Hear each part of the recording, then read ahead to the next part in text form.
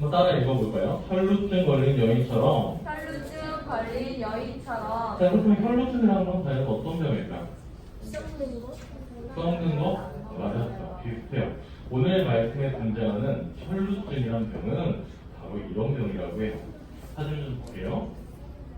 자, 사진 속의 아이가, 그림 속의 아이가 코피를 흘리고 있어요.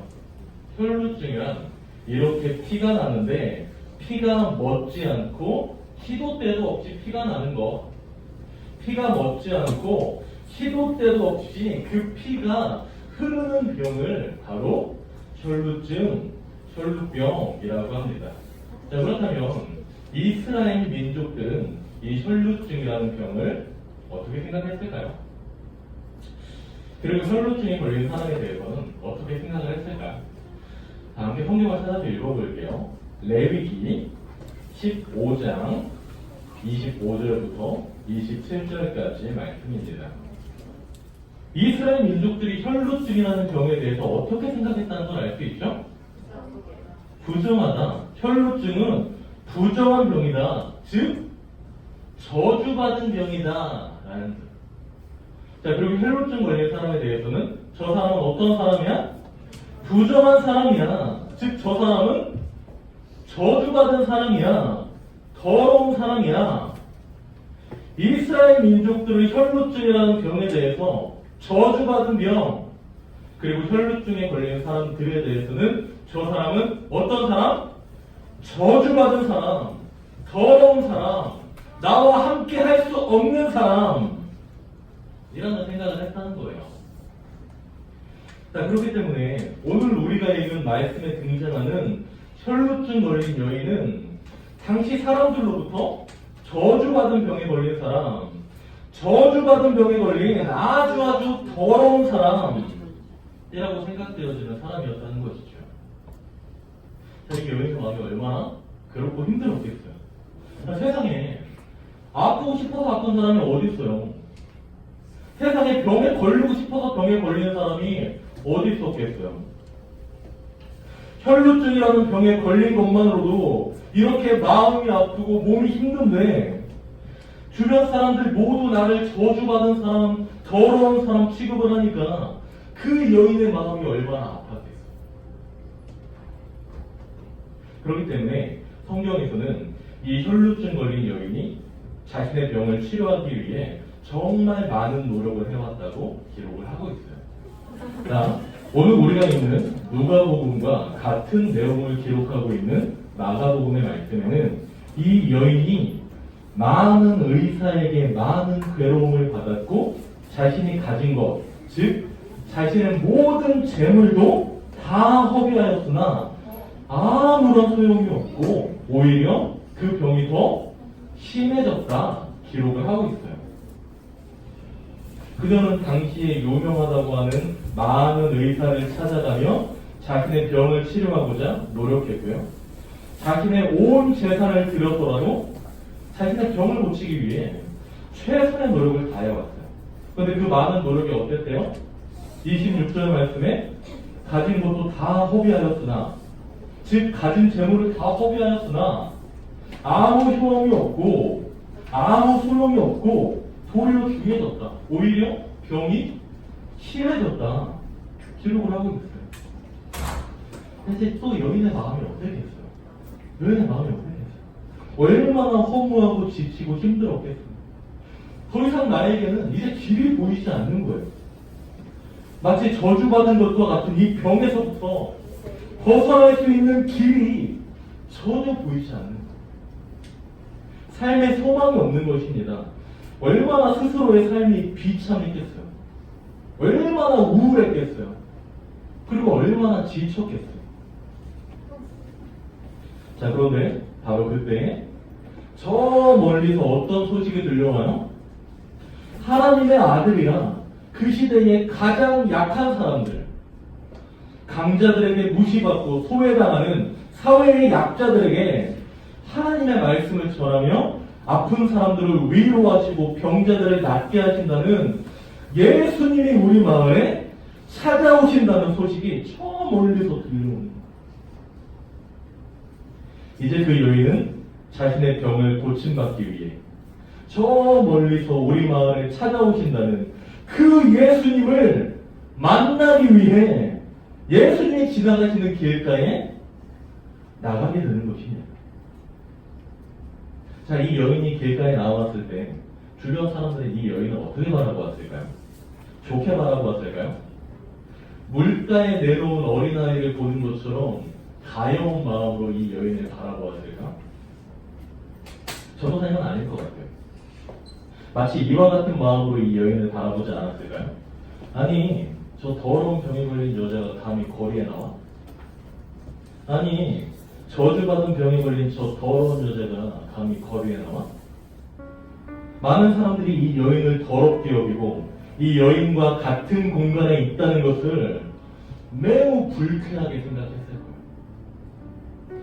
그렇기 때문에 이 여인은 예수님을 만나기 위해 나온 길가에서 가장 끝자리에서 사람들이 혹시라도 나를 쳐다볼까, 거리의 끝에서 구석에서 예수님이 오시는 것을 그냥 물끄러미 바라만 보고 있었어요. 왜? 내가 바라보고 있는 걸 사람들이 알면 나를 조롱할까봐, 나를 괴롭게 할까봐. 더러운 병, 저주받은 병에 걸린 사람이라는 편견과 생각 때문에 다른 사람들처럼 떳떳이 나아가서 예수님을 당당히 볼 수 있었던 게 아니라 혹시라도 사람들이 나를 구박할까봐, 네가 감히 여기를 어떻게 나와? 혹시라도 사람들이 나를 조롱할까봐, 저주받은 병에 걸린 여자가 거리에 나왔다, 야 우리 구경하러 가자. 사람들로부터 나처럼 더러운 자가 감히 거리에 나왔다는 손가락질을 받게 될까봐 구석에서 몰래 예수님이 오시는 것을 그저 물끄러미 쳐다만 보고 있었다는 거예요. 누가? 혈루증 걸린 거예요. 자, 그렇게 혹여라도 사람들이 볼까봐 몰래 예수님을 바라보고 예수님을 따라왔던 이 여인이 용기를 내어 예수님의 등대로 다가갑니다. 매우 조심스러웠을 거예요. 그리고 예수님의 옷자락에 손을 대게 되죠. 우리말로 번역된 성경을 보면 이 혈루증 걸린 여인이 그의 옷감, 즉 예수님의 옷자락에 뭐를 댔다? 단순히 손을 대었다 기록을 하고 있는데, 원래 성경에 쓰인 말로는 이를 그냥 옷자락에 손을 대었다 라고 표현하기보다는 옷자락을 잡았다, 움켜쥐었다 로 표현하는 것이 좀 더 올바른 표현이라고요. 전도사님이 이 말씀을 공부해 보니까 이 손을 대었다 라는 뜻은 성경적으로 무언가 공격적인 자세로 잡았다, 공격적인 자세로 무언가를 움켜쥐었다 라고 표현하는 것이 더 정확하다고 합니다. 지금 예수님이 지나가실 때 사람들이 혹시라도 쳐다보고 욕할까봐 몰래 웅크려서 예수님을 쫓아갔던 이 여인이 마지막 순간에는 예수님의 옷자락에 그냥 손을 댄 것이 아니라 나에겐 지금 이 순간이 마지막 기회일지도 몰라,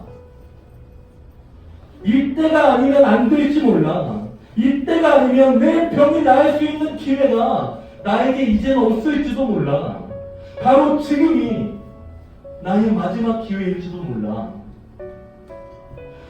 이렇게 간절한 마음으로 예수님의 옷자락을 움켜잡았다, 움켜쥐었다 라는 사실을 알 수가 있는 거예요. 그리고 이내 예수님의 옷자락을 움켜잡았던 이 여인은 나처럼 더러운 병을 가진, 저주받은 병을 가진 사람이라 불리는 사람이 감히 예수님의 옷을 이렇게 내 마음대로 잡아도 되는 걸까? 방금 자신이 저지른 이런 행동에 대해서 몹시 겁먹고 있었다는 사실을 확인할 수 있어요. 바로 예수님께서 누가 나에게 손을 대었느냐 라고 물어보시자 이 여인은 예수님의 앞으로 나올 때에 덜덜 떨면서 나오는 모습을 보여줘요. 이 여인의 마음은 앞서 전도사님이 말한 대로 아마 이런 마음 아니었을까요? 아니, 나같이 더러운 병을 가진 사람이 감히 예수님의 옷에 손을 마음대로 대도 되는 거였을까? 아니, 나같이 더러운 병을 가진 사람이 감히 예수님의 옷에 손을 대고 또한 예수님의 앞에 나아오기까지 했으니까 사람들로부터 비난받고 욕먹고 손가락질 당하며 조롱당하게 되는 것이 아닐까? 그런데 이토록 간절한 마음으로 자신의 온 힘을 다해 예수님의 옷자락을 움켜잡은 이 혈루증 걸린 여인에게 예수님께서 이렇게 말씀하시는 거예요. 48절 말씀에 딸아 내 믿음이 너를 구원하였으니 평안히 가라. 저기 따라 읽어볼까요? 시작. 평안히 가라. 혈루증 걸린 여인이 이때가 아니면 안 돼. 지금이 아니면 안 돼. 병을 낫고자 하는 간절한 마음으로 예수님께 나아가며 간절한 마음으로 예수님의 옷자락을 움켜쥐었을 때에 이 여인에게 있어 저주받은 병인 것 같던 이 혈루증이 깨끗이 씻김 받게 되는 거예요. 그리고 걱정과 염려, 부끄러움과 수치심으로 나왔던 그 길가에서 이제는 당당하고 편안한 마음으로 집에 돌아갈 수가 있게 된 것이죠. 오늘 말씀을 통해 우리가 배울 수 있는 것은 무엇일까요?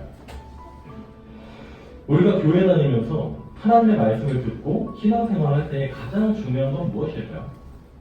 우리가 교회 다니며 하나님의 말씀을 듣고 신앙생활을 할 때에 가장 중요한 것. 그것은 바로 우리가 교회 다니면서 신앙생활을 할 때에 그냥 교회 다니고 그냥 신앙생활하는 것이 아니라 바로 하나님을 만나고 하나님을 경험하는 신앙생활을 해야 한다는 거예요. 누구를 만나고? 하나님을 만나고. 누구를 경험해? 예수님을 경험하는 신앙생활을 해야 한다는 거예요. 나에게 힘듦이 있을 때 나를 위로해 주시고 내 삶에 어려움이 있을 때 이 어려움 가운데 나를 버리지 않고 나와 함께 해주시며 이 어려움을 이겨낼 수 있게 해주시는 그 하나님, 그 예수님의 경험하는 신앙생활하는 사람들이 바로 우리가 되어야 한다는 거예요. 자, 그렇다면 우리에게 힘듦이 있을 때 나를 위로하신다는 그 하나님, 내 삶의 어려움 가운데 나를 버리지 않고 나와 함께 해주시며 내가 겪는 어려움을 이겨낼 수 있게 해주신다는 그 하나님, 그 예수님을 우리는 어떻게 해야 만날 수 있는 것일까?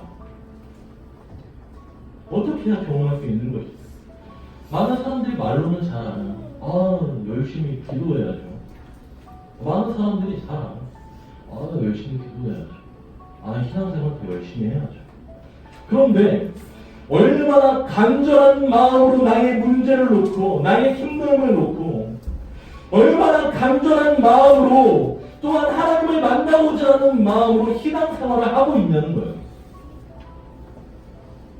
우리 친구들, 우리가 하나님을 경험하는 신앙생활을 하려면요, 예수님을 만나고 경험하는 신앙생활을 하려면요, 우리의 삶 속에서 하나님 만나고 싶어요. 예수님과의 만남을 나도 경험해보고 싶어요. 나에게 이런 문제가 있는데, 나에게 이런 어려움이 있는데, 내 힘으로는 해결되지 않는 힘듦과 어려움이 있는데 하나님 이겨낼 수 있게 해주세요. 이겨낼 수 있는 힘을 주세요. 그리고 그 힘을 주시는 하나님을, 그 힘을 주시는 예수님을 내가 경험하고 알 수 있게 해주세요. 그렇게 하나님을, 그렇게 예수님을 경험하고 알 수 있는 내가 될 수 있게 해주세요. 마치 예수님의 옷자락에 간절한 마음으로 움켜쥐었던 혈루증 걸린 여인처럼 하나님을 만나고자 하는 간절함으로 나아가는 모습이 우리 모두에게 필요하다는 것입니다. 자, 우리가 마지막으로 함께 따라 읽어볼까요? 시작! 간절함. 우리 친구들, 사실 이 간절함이라는 단어가 잘 와닿지 않죠? 잘 모르겠죠? 이 간절함이라는 단어가 무엇인지 잘 모르겠을 때, 잘 와닿지 않을 때 간절함을 생각하며 누구를 떠올리면 좋겠다? 오늘 말씀을 통해 배워본 혈루증 걸린 여인을 기억해보는 우리 초등 친구들이 될 수 있기를 바랍니다. 이때가 아니면 안 돼. 나는 반드시 무슨 일이 있더라도 오늘 이 저주받은 혈루증을 고치고 말 거야. 나는 반드시 오늘 하나님을 꼭 만나고 말 거야. 이런 마음으로 오늘이 아니면 안 돼 라는 마음으로 하나님을 만나기를 소망하는 기도를 할 수 있는 우리 초등부 친구들로 자랑할 수 있기를 소망합니다. 아멘. 그리고 이를 통해 하나님을 경험하며 교회에 그냥 다니는 신앙생활이 아니라 하나님을 만남으로 인해 정말로 하나님께 기쁨을 드리기 위한 신앙생활, 나를 위한 신앙생활이 아니라 하나님을 향한 신앙생활을 할 수 있는 우리 초등부 친구들이 될 수 있기를 주님의 이름으로 소망합니다. 아멘.